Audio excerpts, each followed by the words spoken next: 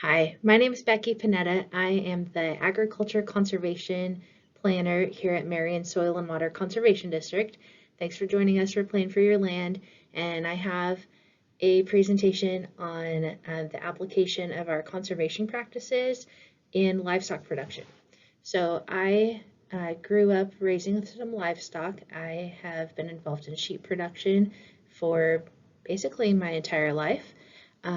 And then I've also raised some rabbits, and then I've also been involved in some beef cattle and swine production here and there throughout the years. So, oh, and also goats too. My family currently has some goats. So I have a little bit of background knowledge of raising animals, raising livestock, but I can say that starting to work here at the Conservation District just in the last few months, I've learned a lot about these practices that livestock producers would really benefit from. So we're going to take a look at those today. And what I tried to do is pull from our list of practices any that I thought would be useful for a livestock producer. And so there's probably more, even depending on your situation that you have on your property and what types of things you are trying to do. So we're going to get started. Just a quick overview of the topics that we'll talk about today. The feed that you could provide for your animal through the pastures that you may have, dealing with their manure and the mud that they create, which here in the Willamette Valley, we generally have some mud issues. Then taking a look at riparian areas, if you happen to have those in the areas where you're keeping your animals. Then there's a little other section of things that you could find useful, but maybe don't fit quite well into one of the other topics. And then I have just a couple of resources for you. So you can learn some more stuff. So first off, we're going to talk about what we can do to help you in providing feed for your animal. So what we would really like to see is the use of rotational grazing. And there's some things you want to consider when you're doing that. So first off, you got to think about like the stocking rate that you have or the carrying capacity. And so it depends on the type of animal, like the species of animal that you're going to have. And then even within those species, even within whatever breed you choose to raise, there can be some difference in their genetics of how maybe the size of the animal, and it could be how well they're able to utilize their feed and turn it into product. So there's many different factors that go into figuring out your stocking rate and like the animal units that you should have or could have on your property. And then we're also considering the environmental stuff that goes along with it too. So what is the climate like where you're at? What resources are available? What forage species you happen to have planted in your pastures? All of that can take a toll or can have an impact on what your stocking rate could be. We would generally, if you're going to be setting up like fencing for rotational grazing, we're going to want you to start off with a soil test. So you can pull samples, you can have send them off to a soil testing facility. There's options of who you can have test your soil so we can see what your foundation is, see what you might need to add to it, any other corrections that you might need to take. And then we also have different types of forage that you could select from. So figuring out what is going to be the best for your animals, what they're going to utilize the most, what is going to be palatable for them, or what they're going to want to eat, and then looking at how those are going to work with the environment that you have as well. And then once we get all of those things set up through our conservation practices, we also are concerned about how you're going to manage that in the future. So taking a look at, we have our diagram here where it shows you that if you give your pasture some rest, it's going to be able to get rejuvenated and come back. So we're going to want to see in your management that you are going to be set up and willing to do that. So you're going to have your animals on a rotation system, hopefully with rotational grazing, where they can move to different paddocks, and then these paddocks can have rest time before the animals go back to those specific paddocks. So with each of these topics, we're going to go through some of the conservation practices that we can give information on and that we can help you set up. So with feed, grazing, that topic, some of the conservation practices that we have could be having fencing. We shoot for, we aim for, we want to see, and if we're helping fund your fencing projects, then they need to be considered permanent fencing. We also can't fund like exterior fencing. That would be considered a capital asset, and so we would not be able to fund that. But to set up your paddocks for rotational grazing, if you put in permanent fences, and we have like the specs for all of these things, then we could possibly help with some funding for that. There are other conservation practices that go along with providing feed for your animal. So some of them would be pasture and hay planting. I think this used to be called like forage and biomass production. And so that would be, some of it would be weed management, some of it would be to maybe reseed your pasture, and then managing it to keep that stand really healthy for your animals and for the environment. It's going to help out with some other environmental issues as well. Other things, our picture that's down below here is for brush management. I know that there are probably quite a few places around our county, our valley, where there's probably some brush where there could be nice productive pasture. So brush management is one of the conservation practices that we can assist with.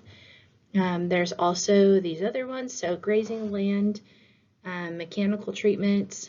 There are irrigation systems for different types of cropping, so including pastures. So we could assist you with that. Along with that, there's irrigation pipeline. So if you, and a lot of these can tie together. If you can, maybe you don't have water access to the back end of your property, so that's making your rotational system really hard to manage, then we could maybe help with an irrigation pipeline to get water back to where your animals are actually going to be, or where they could be. So then there's also prescribed grazing and range planting also. Not a lot of rangeland here in the Willamette Valley, and especially in our county. However, that is one of the conservation practices that could be used in the right situation. Mud. This is something that a lot of us deal with in livestock production here in the Willamette Valley. Our soils are really not good, I guess, for not having this mud issue. So some of the factors that could play into that are the number of animals that you have in a specific area. So, if you had fewer animals and you chose to not overpopulate your land by too many, then that would definitely decrease your chance of having a bunch of mud. The type of animal that you have, the size, the weight of it, that's going to play a factor too. The soil type that you have, there are probably some places throughout our country where it could be pouring down rain and you've got your animals out on pasture, even in a smaller area, and you're not going to see issues with mud. That just doesn't happen to be the case here in the valley, so there are some things that we can do to help with that though.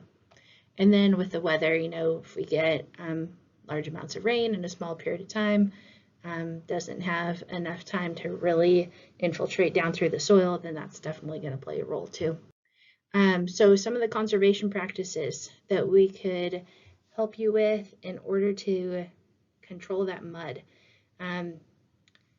So we have down here on the bottom left, this is an example of a heavy use area, or an HUA. We could also consider this like a sacrifice area. So that would be a place where typically your animals would be congregating, and generally we'd see a lot of like mud issues there. We have specs for plans where you'd be putting in some gravel and then like geotextile fabric and more gravel to help decrease or eliminate those issues with mud. We also have, along those same lines, we have trails and walkways is another practice name. Watering facility is another one, and access road. All of those have to do with getting down some material to help prevent mud. So access road, you know, if you have access to a pasture that just turns to mud every time it gets to be fall and winter time in the spring, and it's affecting not only your access to those locations, but it's causing a lot of mud and soil erosion, then there's a possibility of putting in an access road. And all of those are kind of along the same lines of the HUA, where it deals with putting gravel and geotextile fabrics and those types of things down. This top picture here is an example of a watering system or a watering facility. I wish that this picture was taken on the other side of the fence so we could see it a little bit better, but you can see that it has that gravel that's laid down, and most likely there's a geotextile fabric. We might be able to see a little bit of it there, but that is laid down there also, and then a good fencing system to keep the animals on that gravel area when they're accessing their water. Roof runoff structures, that could be maybe around your barns. You don't have a gutter system, and so that roof runoff structure could be just installing gutters in order to get that water away from your barn area to help with some mud control. Our next topic is manure. It's a problem, and there's a lot of positives to it. We have some practices that can help with that.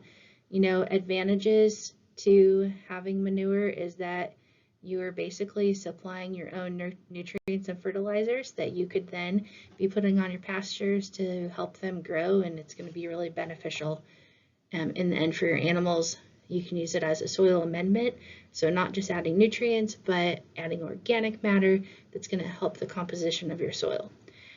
And then you can also sell it as a byproduct. So, you know, you could have a little bit more income from your animals by selling the manure. Some negatives, though, is that we're really concerned with the runoff and the leaching that comes with manure piles, especially the type that we're seeing here in our picture. We really don't want to see manure piles that are just on the bare ground and have no covering over them. So that's super common to see, but there are some things that you can do to help prevent all of this runoff and leaching that could happen. And then, of course, the odor that comes with manure too can be a negative to some people. So our conservation practices that can help with this, we have a few here. A short-term storage of animal waste and byproducts. So that would be basically, you're not going to have, maybe you'll have a manure pile, but it won't, it's not going to be sitting there for a long time. You need a place to store it for a short period of time until you're able to put it in a manure spreader and go spread it on your fields. So kind of short term. In that case, we really want to see some kind of a covering. So a tarp could be more of a structure with a roof on it. We also want to see it being on like concrete with some walls around it. Okay. If at the very minimum you can take your manure pile and put a tarp over it, that's even going to help. But ideally, we would like to have that concrete bottom, some sides around it, and then something to cover it as well. There are some other things like a waste separation facility, and then waste storage facilities and a compost facility. This is one that our district actually helped with in the last few years, and this was at a horse operation. And so they previously had a manure pile similar to the one on the previous slide, which slideshow is not going back, but just a big open manure pile. And so they decided that they wanted to try some conservation practices in their manure.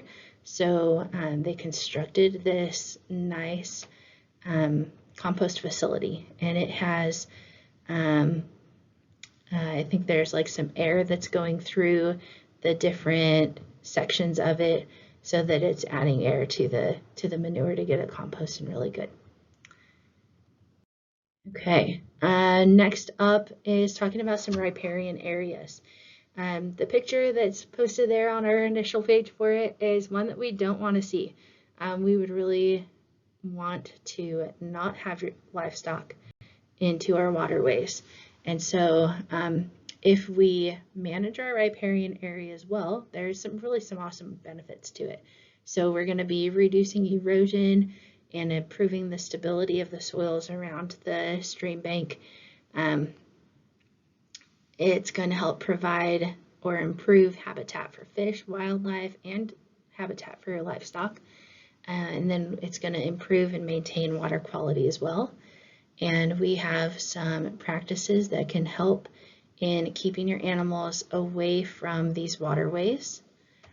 So one of them is back to that fencing conservation practice again. You can see in the picture here on the right, these cattle are fenced off away from this creek.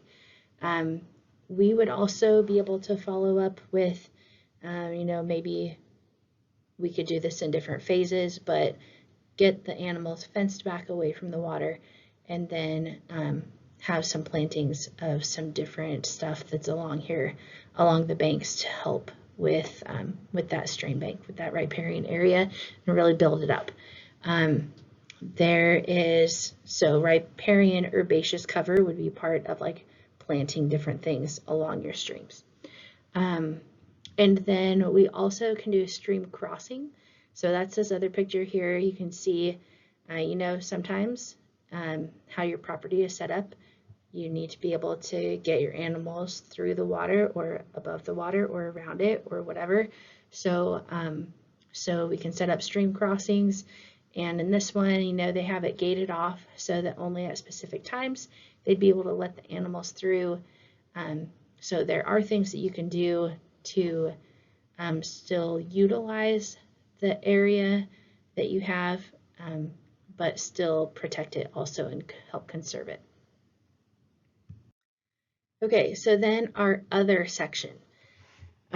These are just some other practices that I saw in the list that either might be really specific for livestock production or maybe used by other farm operations as well. So anaerobic digestion, animal mortality facilities. So some of these, some of the ones that I found in research were like larger, especially with the emergency animal mortality management. Probably not something that everybody is going to need to use, of course, but if there is some kind of event, there are some practices to help with that, with our natural resources in the best way possible. So let's see, another one that seems like is usually an issue in a lot of farming operations is just dust control. And so there is a practice called dust control on unpaved roads and surfaces. So if you're having a lot of dust in your area, there are some things that can be sprayed in those surfaces or on those surfaces to help prevent that. Feed management is more looking at, I thought this one was kind of cool, it's more looking at like the nutrients that your animal is getting from their feed, so like feed trials and things like that. And then a livestock shelter structure. That's our top picture here. And I see that as going along with your rotational grazing. If you're trying to get those types of systems set up and maybe you don't have a good structure in some of those areas that you're trying to divide up into different paddocks, I could see putting one of these livestock shelter structures. This is just one example of what it could look like, but having that, the water or livestock pipeline, the fencing, there's maybe lots of different practices that you're going to need to do together or to spread them out in different phases to really be able to get your operation set up how you want it to be. And that's another thing, is that I think that this could take you some time to have it be set up ideally for what you want out of your production and for what could be the most beneficial through natural resource conservation. So there's some things to think about, is that a lot of these things probably aren't going to happen overnight. They're going to take some time, maybe even over the span of years, to really get them set up the way that you would really like to see. And then I just have some resources for you. The first one is for a like pasture and grazing management course that's through Oregon State University. And I did this class this fall, and I thought that it was really helpful. Basically, it's like on your pace, your own pace type of a course. Once you sign up for it, and it's free, but once you sign up for it, you're able to have access to that material for, I think it's 6 months. So you can look through at your own pace. And like I went through and copied or saved a bunch of the documents that were on there so that I can look back on them. But it was really beneficial talking about all the different components to really being able to utilize forages and having your animals graze. And then especially those of you who may be on the small farm basis, there is the Small Farms program through Oregon State University and Extension. That's really beneficial for that. So if you're going to be joining us next Wednesday for like our little live setup where we'll have some question and answer time, if you wanted to email me some questions beforehand, or maybe if there's some of these practices that you would like to know more detail about, if you could email me, my email is becky.penida@marionswcd.net. And so if you had specific questions, you can either wait until that meeting time, or you could send me an email and I could do a little background check on stuff. Like I said, this is a new position to me, so I'm still learning these conservation practices. And I can say I wish that that I knew these ahead of time, that I knew these before this point, because I think there's a lot of them that I could have been using, and that I look forward to using them as practices in my own property. And if we can help you get those established on yours as well, we'd really like that. So thanks for joining me with this talk, and hopefully be able to chat with you again.